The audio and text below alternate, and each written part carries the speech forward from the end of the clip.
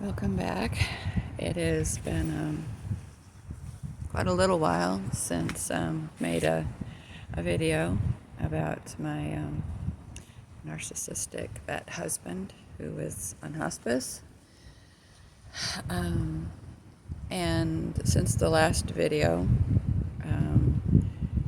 this is for the channel Truth Talks. We also have a channel Real Truth Talks. And I had went on and erased all the videos from Real Truth Talks because a new piece of information that blew us out of the water, speaking of water, was my husband had been a hidden and functional alcoholic addict since the time I met him. No clue. Not really. I mean, we knew he drank. And,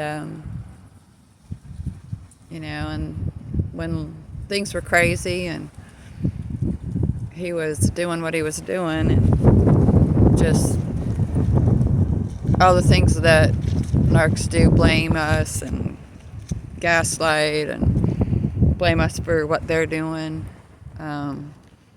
and the stalking and the yelling and the screaming and tortured people hurt people, and that's kind of the way I decided to go with it. But yeah, I mean, the extent, I was shocked that none of us really had a clue. And it explains everything, including the mistress. He was just so miserable. And instead of getting himself better, of course, what did he do? He lashed out. And I say he did and all of that because he died 20 days ago. Thankfully, we had 5 weeks that were amazing because he cried uncle. Once he could no longer walk again,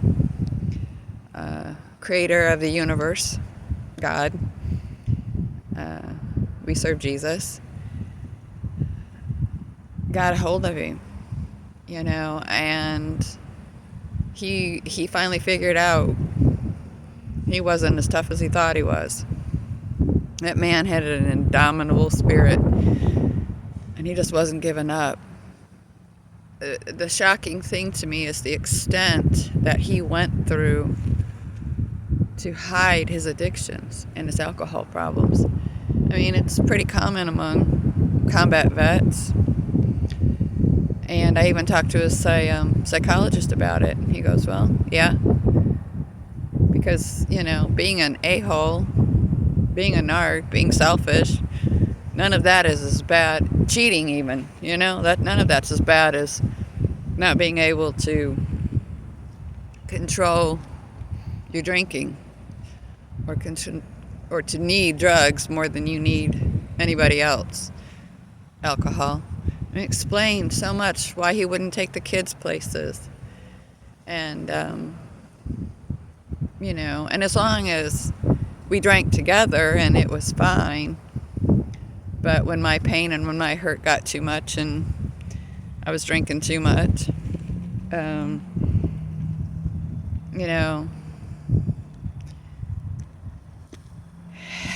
he had to become Mr. Better and told everybody he didn't, but he did.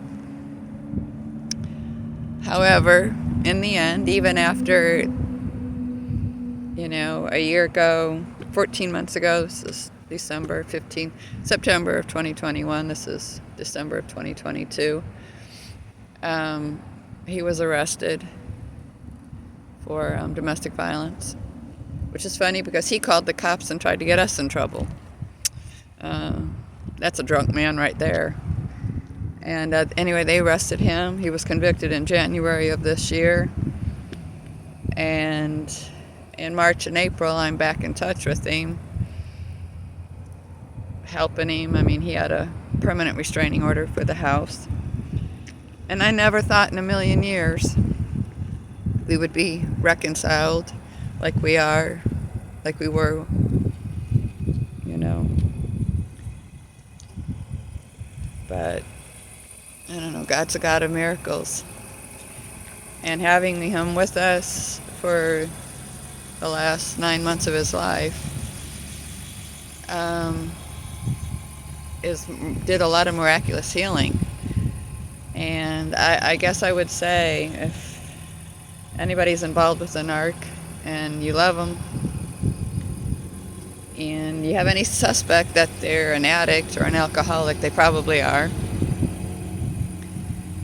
And I pray for them. That's the only thing I know. I just know that we handed him over to God because I believe in eternity, and I believe you either spend it with God or with you don't, depending on your choices.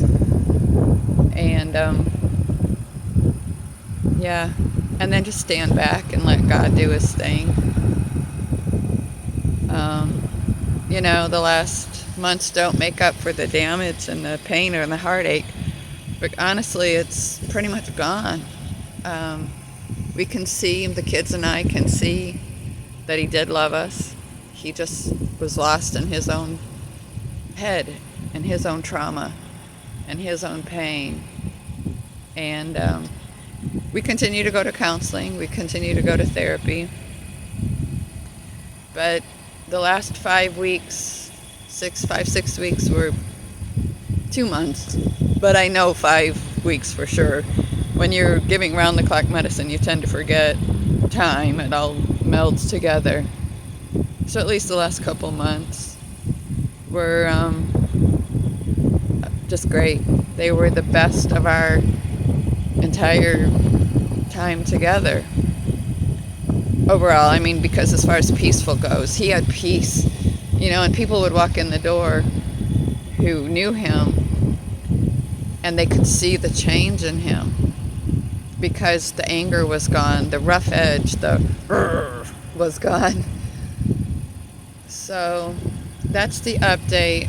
That's closing the chapter on that. And I'm now into widowhood. That man really was the love of my life. I just couldn't understand, because even as close as I thought we were, I didn't know that. That was the one thing he couldn't tell me, other than that and the fact that he had a mistress, because he was 100% sure I was going to leave him, and I would have if he wouldn't have been so sick.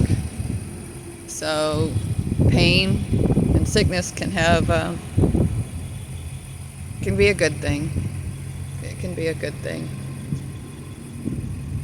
So I wanted to close off, just kind of close out, give closure to anybody that's saw any of this or heard any of this, that in the end, love, peace, and forgiveness, grace and mercy reigned in our house and with Mark. And Mark, my narc. Okay, bad joke. And we miss him. I miss him terribly. I miss what we could have had, what it could have been, but what it was. And I'm just grateful that he's with God and he's healed and he's in perfect peace. And that our love story did have a happy ending. I mean, I'm so grateful.